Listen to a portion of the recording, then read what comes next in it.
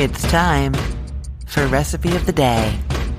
Happy 4th of July. I hope you are celebrating and that there are fireworks or something fun in your day. Now, on big holidays like this, especially the ones that involve food like this one really does, I try not to come with a brand new idea to you because you've probably already planned out what you're having. Instead, just something simple that you can make use of if you need it. So what I'm telling you about today is how to microwave corn on the cob. So if you're having a gang over and you're getting kind of swamped and you just can't handle all the different things going on, one solution is to just microwave the corn on the cob. It turns out so good. And if you then slather it in that corn butter recipe that I make, everybody's going to be happy no matter how it was cooked. The corn butter I will link to in the show notes for this podcast episode. It's butter that has been designed to go well with corn, and it has things like bacon and cilantro in it. It's unbelievable on corn. You won't believe it.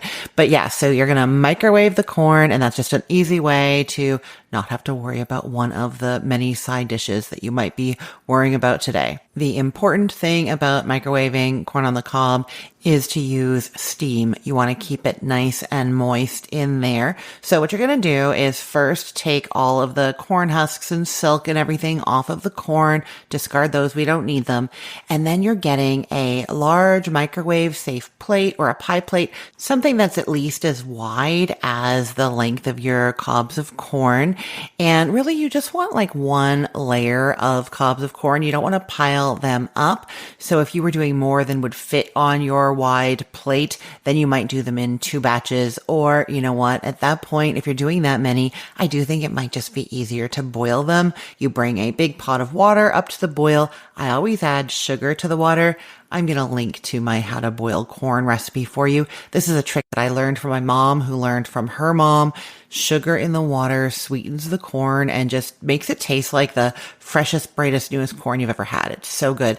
So you're just going to bring up a pot of water to boil, add some sugar to the water, and then once it's simmering, you add your cobs of corn into there, bring it back up to a simmer on high, let it kind of simmer on a lower temperature, just like barely bubbling for about 5 minutes, and then it's done. So if you're doing more than like 6 cobs of corn, more than would fit on a big plate in your microwave, boil up some water and do it that way. But if you're doing it in the microwave, you're putting them in a single layer on that plate, 2 tablespoons of water under them on the plate, and then another microwave safe plate inverted over top. You're not sealing anything here. You're just giving the water that's going to steam so it'll like bounce off of and head back down, right? Okay, then that is going into the microwave for 4 minutes. And at that point, if the kernels have deepened in color and they are tender, you're done. If not, you can do another minute or 2, but that is it. You put some corn holders in there, spread that corn butter on there or regular butter, a little bit of salt, and your easy peasy microwaved corn on the cob is done.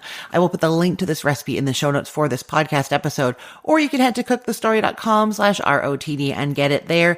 Everything there is arranged by date, so it's helpful to know that today is July 4th of 2025. I'm Christine Pittman from cookthestory.com, thecookful.com, the all-new chicken cookbook, and from this podcast, Recipe of the Day. I hope you have a great day. Let's get cooking.